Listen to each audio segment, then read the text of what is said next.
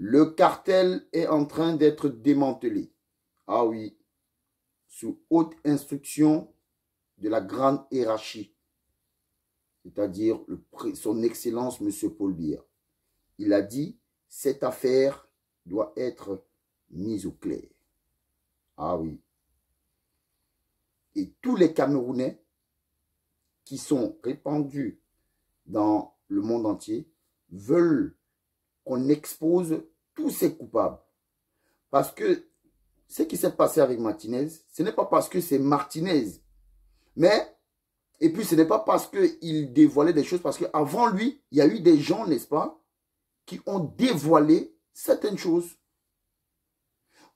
Quand je vois par exemple le crime de Martinez et lorsqu'il dénonçait certaines choses, ça me fait penser à ce grand homme qu'on appelle Charles Ateba Yéné. Charles Ateba Yéné qui a parlé de beaucoup de choses. Et il parlait aussi d'un cartel. Oui, il parlait d'un cartel. Et c'est ce cartel aujourd'hui, avec le sale besoin, n'est-ce pas, qu'ils ont l'habitude de faire. Voilà, comme je vous ai dit lors de ma dernière vidéo, je vous ai dit que nous continuons, n'est-ce pas, à prier Dieu pour que cette affaire, n'est-ce pas, soit mise au clair. Et que tous ceux-là qui sont cachés, qui pensent qu'ils sont cachés dans l'ombre, qu'ils soient exposés. Voilà le cartel, n'est-ce pas, qui commence à être démantelé. Les grands barons du Cameroun, les gros poissons du Cameroun, pensaient, n'est-ce pas, manger les plus petits. Pensaient, n'est-ce pas, appauvrir, n'est-ce pas, le bas peuple. Mais, c'est comme je vous ai dit lors de ma précédente vidéo, que par un seul homme, le péché est entré, c'est-à-dire Adam. Mais par un seul homme, aussi, la vérité a triomphé dans le monde, c'est-à-dire le Seigneur Jésus. Et comme on a souvent l'habitude de dire, 99 jours pour le voleur, mais un seul jour, oui, pour le grand patron. Et aujourd'hui, voilà ça qui est en train de, voilà la vérité qui est en train de, c'est-à-dire de sortir, de sortir petit à petit. Parce que je sais que derrière ces gens qu'on a arrêtés là, il y en a encore plein comme ça là. Déjà, hier ce matin, j'ai suivi le live du grand frère Jipon Remingono. Vraiment, cet homme, je le redis encore, autrefois, je pouvais, n'est-ce pas, critiquer ce monsieur, je pouvais dire, voilà, qu'il parle trop, il parle beaucoup, je ne sais pas là où il prenait ces informations. Mais cet homme-là, il est cohérent. Il est cohérent. Et dès que je vois son live, dès que je vois qu'il est en ligne, immédiatement, je vais suivre cet homme. Je vais écouter, n'est-ce pas, les révélations qu'il donne. Et ces révélations-là, si quelqu'un prête bien l'oreille, vous allez constater que par la suite, ça va s'avérer vrai en fait. Et oui. Il parlait, n'est-ce pas, des personnes à qui on a remis de l'argent ici pour blanchir, n'est-ce pas, ce cartel-là, c'est-à-dire ce groupe de personnes qui font du mal aux autres. Et ces personnes-là vivent ici en Europe. Ils se disent influenceurs, ils se disent blogueurs, alors que ce sont des collaborateurs des assassins. On a cité les noms. Et il y a tout cela que vous voyez, qui ont pris le parti, n'est-ce pas, de ce groupuscule de personnes-là.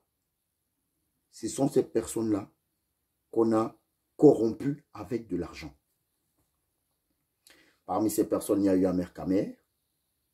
Parmi ces personnes, il y a eu Amer Kamer déjà. Je vais vous faire passer la vidéo de Jipon Remingono. Il y a eu Amer Kamer qui a eu 9 000 euros. 9 000 euros. Il y a eu, comment dire ça? Il y a eu Jean-Louis Messan qui a eu 7 000 euros.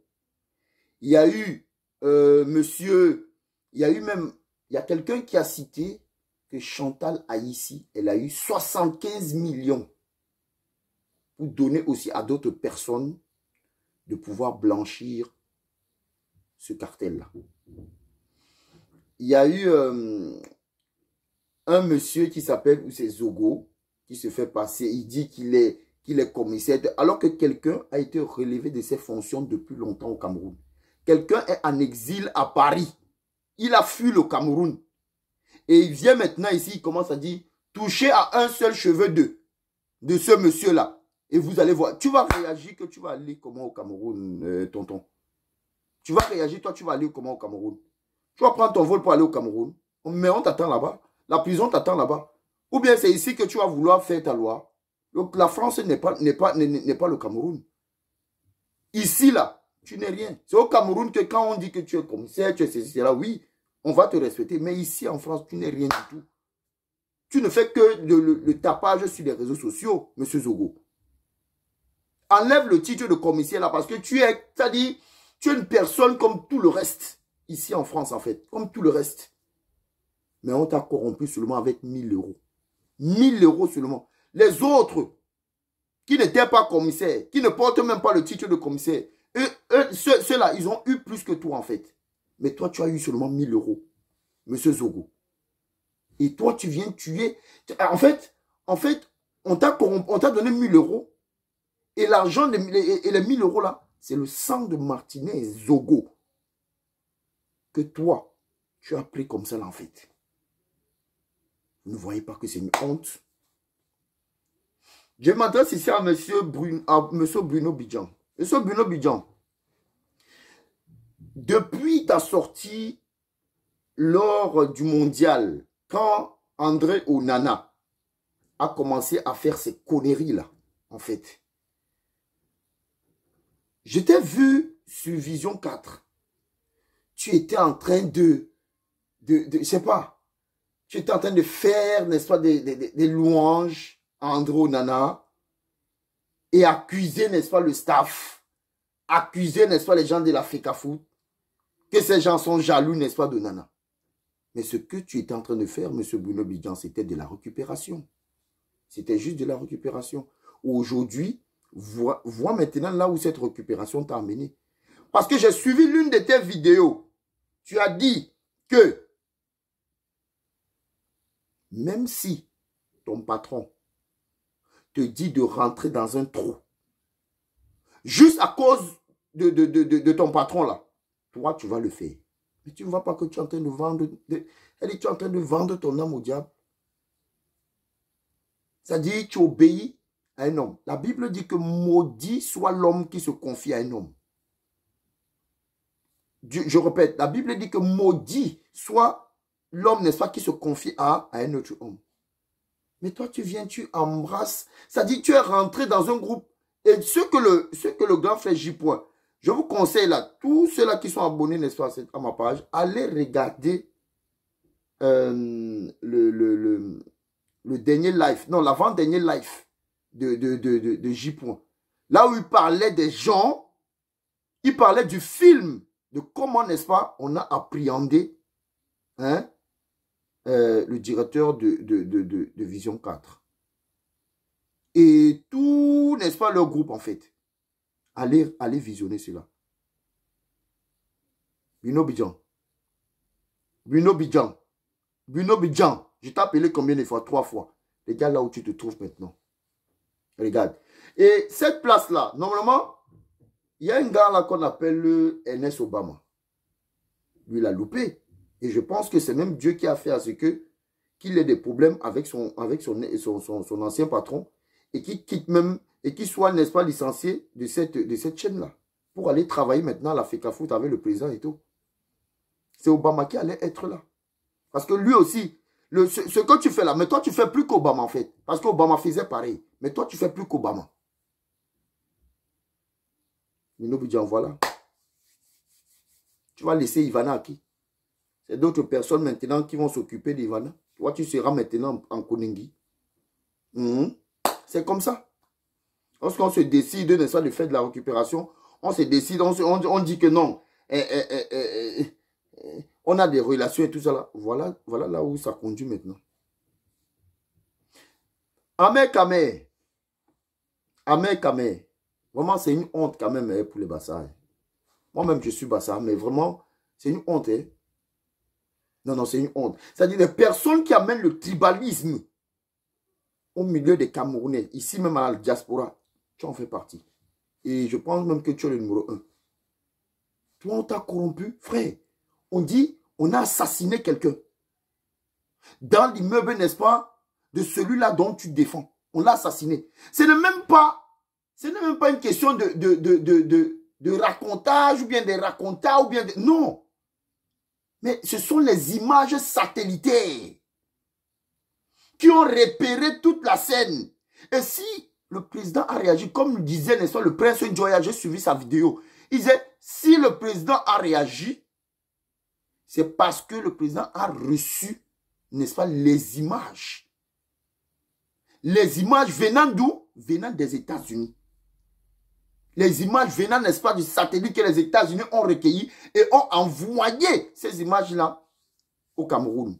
Et c'est venu sur la table de son excellent M. Paul Biya. Et c'est pour cela qu'il y a eu cette réaction. Parce que le peuple était déjà en train de se soulever. Le peuple en avait marre. Et vous avez vu, n'est-ce pas, la mobilisation de toutes ces personnes sur les réseaux et tout et tout. Personne ne lâche l'affaire jusqu'à présent.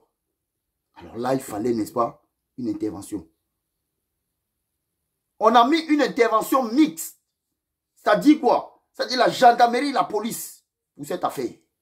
Ah oui. Mais ceux-là qu'on a arrêtés, ce sont juste les premières personnes.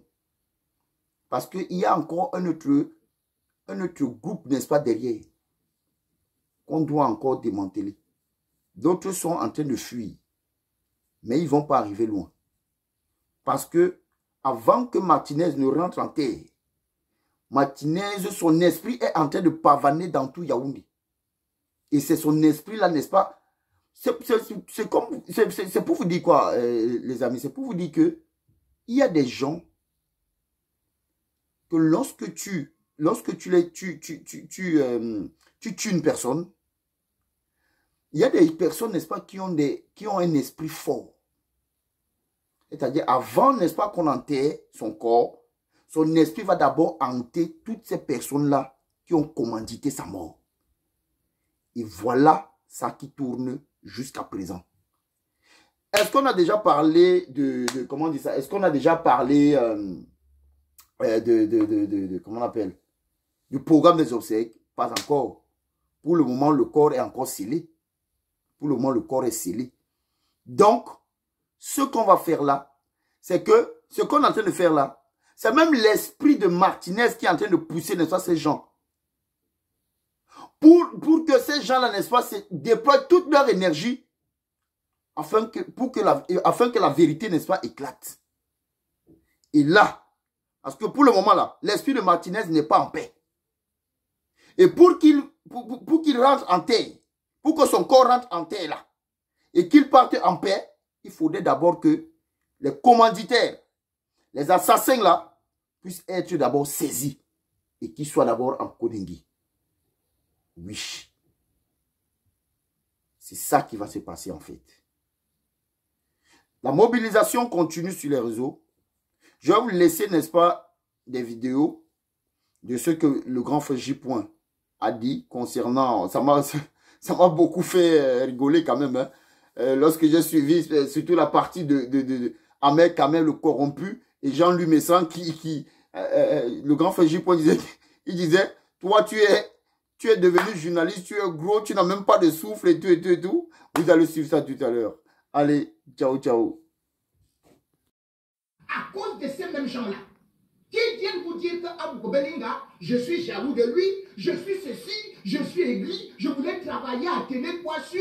Maintenant, quand le blanc vient d'en parler, quand Reporters sans frontières vient parler, vous connaissez ce que c'est que Reporters sans frontières? Reporters sans frontières a donné exactement tout ce que j'ai dit. Reporters sans frontières est Jabalou. Ah, J. T'es un homme très très cohérent. Reporters sans frontières, c'est pour les Bamileke. Tout ce que tu dis, c'est la vérité, franchement. Reporters sans frontières a faim. Ce n'est pas quelqu'un qui s'appelle Reporters sans frontières, c'est une organisation. C'est-à-dire que pour corrompre tout Reporters sans frontières là, afficher ce communiqué là, cela veut dire que vous allez prendre tout le budget du Cameroun. Donc, Reporters sans frontières a menti. Puisque c'est moi, J-Paul Mingono, qui ai menti. Jamais. Maintenant, ce que les organisations internationales Tu as dit la vérité, tonton. C'est clair. Images satellitaires à l'appui. Imagerie satellite à l'appui. Vous continuez à parler. Vous continuez à vouloir démontrer que je suis en train à parler. Donc, je ne sais pas le nom. Qui est artiste? Ma chère sœur, je connais ce que vous avez reçu. Et comment? Et pas comment? Mais je suis quand même surpris que vous n'avez donné que 1000 € à celui qui se passe pour commissaire ici. Quand vous donnez quelqu'un au Cameroun pour faux et usage de faux. Et bien c'est que lui dit, oh, je suis commissaire, oh, je suis commissaire. On t'a relevé pour faux et usage de faux. C'est quelle histoire ça? On a déjà relevé, radié. Ouais, j'y peux. La police en France, 1000 € sur l'argent là. Les corrompus. Ah, mon frère. Donc c'est toi qui es moins cher comme ça? Les autres, il y a un là. L'éleveur de poules. Qui est parti faire le au Cameroun et il est revenu ici. Amé. Son problème, c'est de parler de J-Paul Mingono matin, midi, soir. Je ne le connais même pas. Mais lui, au moins, il a reçu 9000 €. C'est pas possible. 9000 € à Mekamé. N'importe quoi. Corrompu, bah ça. Vendre les uns. Mais sur le sang de Martinez Zogo, n'avez-vous pas honte de passer votre temps à insulter l'intelligence des Camerounais? D'insulter mon intelligence? Que vous êtes pour Paul Biya. Mais vous combattez la justice et l'action mise par Paul Biya devant.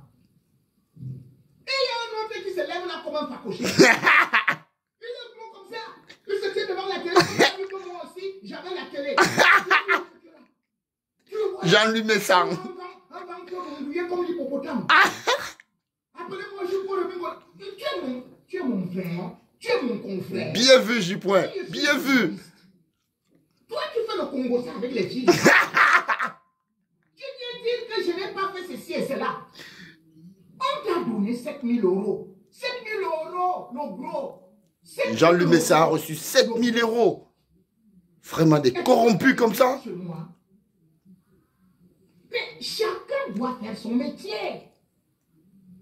Mon métier, c'est celui de journaliste. Ah oui. Tout le monde le sait. Ouais. Tout le monde me voit. Tout à fait.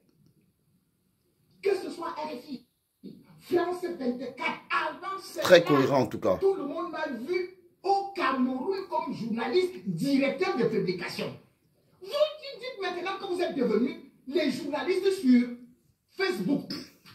Tu es devant ta télé, tu es plus gros que ta télé. Les journalistes est gros comme toi au monde. C'est interdit. Tu es plus gros comme ça. C'est votre métier. Ouais, je vois. C'est bon. Avec tes fesses dans ton ventre, ton gros plat comme ma cuisse. Tu te tiens là. Il n'y a même pas de souffle. Le métier de journaliste. Jean-Louis Messang. Mon frère. Tu vas écouter cette vidéo. Tu vas regarder cette vidéo. Manque de souffle. Parce que ma soeur lui dit, elle tourne les longs comme ça, pendant que toi tu es essoufflé. Et tu crois que c'est moi qui ai demandé qui te quitte? Maintenant tu viens te manger sur moi. Pour venir m'appeler, m'interpeller. Le journalisme n'est pas pour les facochères. C'est pas un métier d'hippopotame. C'est un corrompu, j'y point. Jean-Louis Messang. On va à la télé, on regarde votre morphologie. Vous ne devez pas remplir votre écran. Et puis, faites votre métier. Et quand on est très costaud, mais on peut faire un métier comme celui de Francis Ngannou.